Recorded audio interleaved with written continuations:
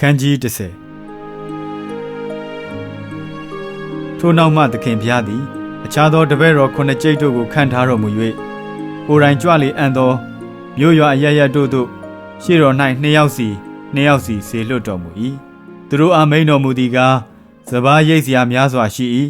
ရိတ်သောသူတို့သည်နည်းကြ၏ထို့ကြောင့်လှုပ်ဆောင်သောသူတို့ကိုစပါးရိတ်စေခြင်းငှာစပါးရှင်စေလွတ်တော်မူမည်အကြောင်းဆုတောင်းကြလော့သင်တို့သွားလေသည့်အရာမှာတောခွေးစုတဲသို့သိုးတငယ်တို့ကိုစေလွတ်တဲ့ကဲ့သို့သင်တို့ကိုငါစေလွတ်၏ငွေအိတ်လွယ်အိတ်ခြေနှင်းတို့ကိုမဆောင်ကြနှင့်လမ်း၌သွားစဉ်တွင်အဘယ်သူကိုမျှနှုတ်မဆက်ကြနှင့်မြည်သည့်အိမ်သို့ဝင်သောအခါဤအိမ်၌မင်္ဂလာဖြစ်ပါစေသောဟုရှေးဥစွာပြောကြလော့ထိုအိမ်၌မင်္ဂလာသားရှိလျင်သင်တို့မွဲ့သောမင်္ဂလာသည်တည်လိမ့်မည်သို့မဟုတ်သင်တို့ထံသို့ပြန်လာလိမ့်မည်ထိုအိမ်၌နေ၍အစားအသောက်စီရင်ရာကိုစားသောက်ကြလော့အကြောင်းမူကားလှုပ်ဆောင်သောသူသည်အခကိုခံထိုက်ပေ၏တိမ်မှတိမ်သို့လှည့်လည်၍မသွားကြနှင့်အကျဉ်မြို့သို့တင်တို့ဝင်၍မြို့သားတို့သည်လက်ခံ၏ထိုမြို့၌တင်တို့ရှေ့မှထဲသမျှကိုစားကြလော့လူနာများကိုချမ်းသာပေးကြလော့ဘုရားသခင်၏နိုင်ငံတော်သည်တင်တို့၌တည်ထောင်သောအချိန်နီးပြီဟုသူတို့အားဟောပြောကြလော့အကျဉ်မြို့သို့ဝင်၍မြို့သားတို့သည်လက်မခံအံ့ထိုမြို့၏လမ်းသို့ထွက်ပြီးလျှင်ငါတို့၌ကပ်သောတင်တို့၏မြေမှုန့်ကိုငါတို့ခါလိုက်၏သို့တော်လည်းဘုရားသခင်၏နိုင်ငံတော်သည်သင်တို့၏အနီးသို့ရောက်ကြောင်းကိုတိမှတ်ကြဟုသူတို့အားပြောကြလော့ငါဆိုသည်ကားနောက်ဆုံးသောနေ့၌ထိုမြို့သည်တောတို့မြို့ထက်သာ၍ခံရလက်တံအိုခေါရာစိန်မြို့သင်သည်အမင်္ဂလာရှိ၏အိုဘဲဇေဒမြို့သင်သည်အမင်္ဂလာရှိ၏အကြောင်းမူကားသင်တို့တွင်ပြသောတကိုးကိုတူရုမြို့နှင့်ဇီးတုံမြို့တွင်ပြဘူးလျင်ထိုမြို့တို့သည်ရှေးကာလ၌လျော်တေအဝတ်ကိုဝတ်၍ပြာထဲမှထိုင်လျက်နောင်တရကြလိမ့်မည်တရားဆုံးဖြတ်တော်မူသောအခါသင်တို့သည်တူရုမြို့နှင့်ဇီးတုံမြို့ထက်သာ၍ခံရကြလက်တံအိုကပေရနောင်မြို့သင်သည်မိုးကောင်းကင်တိုင်အောင်မြှောက်စားခြင်းကိုခံရတော်လဲမရဏနိုင်ငံတိုင်အောင်နှိမ်ချခြင်းကိုခံရလက်တံသင်တို့၏စကားကိုနားထောင်သောသူသည်ငါစကားကိုနားထောင်၏သင်တို့ကိုပယ်သောသူသည်ငါကိုပယ်၏ငါကိုပယ်သောသူသည်ငါကိုစေလွတ်တော်မူသောသူကိုပယ်သည်ဟုမိန့်တော်မူ၏ထို9ကျိပ်သောတပည့်တော်တို့သည်ဝမ်းမြောက်သောစိတ်နှင့်ပြန်လာ၍သခင်ကိုရောဤနာမအားဖြင့်အကျွန်ုပ်တို့သည်နတ်ဆိုးကိုပင်နိုင်ပါသည်ဟုလျှောက်ကြ၏ယေရှုကလည်း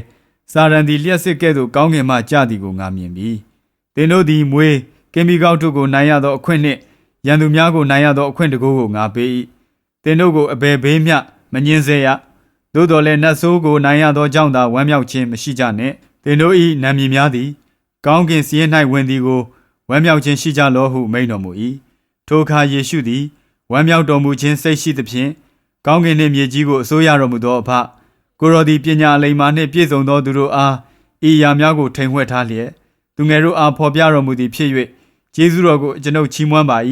ထို့သောအလိုတော်ရှိသောကြောင့်မှန်ပါ၏ပါငါခမဲတော်သည်ခတ်သိမ်းသောအရာတို့ကိုငါ၌အပ်ထားတော်မူပြီသားတော်ကအဘယ်သူဖြစ်သည်ကိုခမဲတော်မှတပါအဘယ်သူမျှမသိခမဲတော်ကအဘယ်သူဖြစ်တော်မူသည်ကိုသားတော်နှင့်သားတော်သည်လင်းစေလိုသောသူမှတပါအဘယ်သူမျှမသိဟုမိန့်တော်မူ၏ထိုအခါတပည့်တော်တို့ကိုလှည့်ကြည့်၍ယခုမြင်သမျှသောအရာတို့ကိုသင်တို့မြင်သောကြောင့်သင်တို့မျက်စိသည်မင်္ဂလာရှိ၏ငါဆိုသည်ကားသင်တို့မြင်ရသောအရာတို့ကိုပရောဖက်များနှင့်ရှင်ဘုရင်များတို့သည်မြင်ခြင်းငှာအလိုရှိတော်လဲမမြင်ရကြသင်တို့ကြားသောအရာတို့ကိုကြားခြင်းငှာအလိုရှိတော်လဲမကြားရကြဟုတပည့်တော်တို့အားသာမိန့်တော်မူ၏တရံရောအခါကျမ်းထတယောက်သည်ထ၍အရှင်ဘုရားထာဝရအသက်ကိုအမွေခံရအံ့သောငှာအကျွန်ုပ်သည်အဘယ်မှုကိုပြုရပါမည်နည်းဟုကိုတော်ကိုစုံစမ်းနှောက်ယှက်ခြင်းကမေးလျှောက်တော်ကိုတော်ကပညတ်တိကျမ်း၌ဘယ်သို့လာသနည်းသင်သည်အဘယ်သို့ဖတ်သနည်းဟုမေးတော်မူလျင်ထိုသူကသင်ဘုရားသခင်ထာဝရဘုရားကိုစိတ်နှလုံးအကျွမ်းမဲ့အစွမ်းတတ္တိရှိသမျှဉာဏ်ရှိသမျှနှင့်ချစ်လော့ကိုနှင့်ဆက်ဆိုင်သောသူကိုကိုနှင့်အမျှချစ်လော့ဟုပြန်လျှောက်လေ၏ကိုတော်ကလည်းသင်၏စကားသည်မှန်ပေ၏ထိုသို့ပြုလျင်အသက်ကိုရမည်ဟုမိန့်တော်မူ၏ထိုသူကလည်းအဘယ်သူသည်အကျွန်ုပ်နှင့်ဆက်ဆိုင်သောသူဖြစ်ပါသနည်းဟုမိမိအပြစ်မရှိဟန်ပြုလိုသောစိတ်နှင့်ယေရှုကိုလျှောက်ပြန်တော်ယေရှုကလူတစ်ယောက်သည်ယေရုရှလင်မြို့မှယေရီခေါမြို့သို့သွားရာတွင်တပြားနှင့်တွေ့ကြုံလေ၏တပြားတို့သည်ထိုသူ၏အဝတ်ကိုချွတ်၍နာကျင်စွာရိုက်နှက်ပြီးမှသေလူမတက်ရှိသောအခါပြစ်ထား၍သွားကြ၏